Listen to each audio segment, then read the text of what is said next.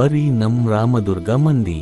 ರಾಮದುರ್ಗ ತಾಲೂಕ ಅಲ್ಲಿ ಇದ್ದು 70% ಜನರಿಗೆ ಈ ದೇವಸ್ಥಾನದ ಬಗ್ಗೆ ಗೊತ್ತ ಇಲ್ಲ ರೀ. ಬರೀ ನಾವು ಹೇಳತೀವಿ. ಇದು ಬೆಳಗಾವಿ ಜಿಲ್ಲೆ ರಾಮದುರ್ಗ ತಾಲೂಕನಲ್ಲಿ ಬರುವ ಕಲ್ಲೂರ್ ಮತ್ತು ಲಖನೈಕನಕೊಪ್ಪ ಗ್ರಾಮ ಮಧ್ಯದಲ್ಲಿ ಬರುವ ಗುಡ್ಡದಲ್ಲಿ ಇದೆ.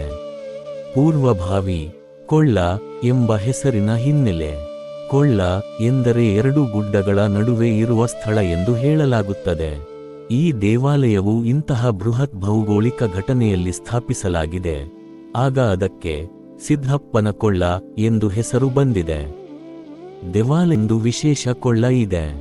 ಇಲ್ಲಿ ವರ್ಷವಿಡೀ ನೀರು ಬತ್ತುವುದಿಲ್ಲ ಎಂದು ಪುರಾಣಗಳಲ್ಲಿ ಇದೆ. ಹಾಗೆ ಇಲ್ಲಿ ಒಂದು ವಿಶೇಷ ಗುಹೆ ಇದೆ. ಪೂರ್ವಜರು ಹೇಳುತ್ತಾರೆ ಈ ಗುಹೆ ಶಬರಿಕೊಳ್ಳ ಹತ್ತಿರ ಹೋಗಿದೆ ಎಂದು ಊಹಿಸಲಾಗಿದೆ. ಹೋದವರು ಯಾರನ್ನೂ ಕಂಡಿಲ್ಲ. ಜೋರು ಶಿಯೋಳ ನಿರಂತರವಾಗಿ ಸಿಹಿ ನೀರು ಹರಿಸುತ್ತದೆ ಮತ್ತು ದಾಹ ತೀರಿಸುತ್ತದೆ ಎಂಬ ವಿಶೇಷತೆ ಇದೆ.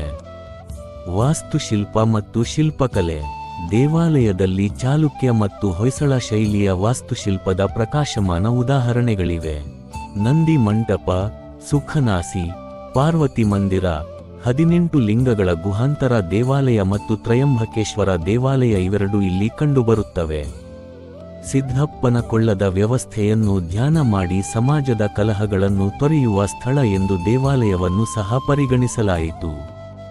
11ನೇ ಶತಮಾನದಲ್ಲಿನ ಶಿವಯೋಗಿ ಸೊನ್ನಿಳಿಗೆ ಸಿದ್ಧರಾಮೇಶ್ವರರು ಅವರ ವಚನ ರಚನೆಗಳಿಗೆ ಇದು ಧ್ಯಾನ ಸ್ಥಳವಾಗಿದೆ. 1695ರಲ್ಲಿ ಖಂಡರಾವ್ ತಿಮ್ಲಜಿ ಈ ದೇವಾಲಯದ ಮುಖ್ಯ ದ್ವಾರವನ್ನು ನಿರ್ಮಿಸಿರುವುದಾಗಿ ಶಾಸನದವರು ಯಾರನ್ನೂ ಕಂಡಿಲ್ಲ. ಇದು ರಾಮದುರ್ಗ ತಾಲೂಕಿನಲ್ಲಿ ಹೆಸರ್ಪ್ರಸಿದ್ಧವಾದ ದೇವಸ್ಥಾನ ಆಗಿದೆ. ಇಲ್ಲಿ ಒಮ್ಮೆ ಭೇಟಿ ಕೊಡಿ. ಅಲ್ಲಿ ಇರುವಂತ ವ್ಯವಸ್ಥೆ ಕಂಡು ಕಾಮೆಂಟ್ ಮಾಡಿ.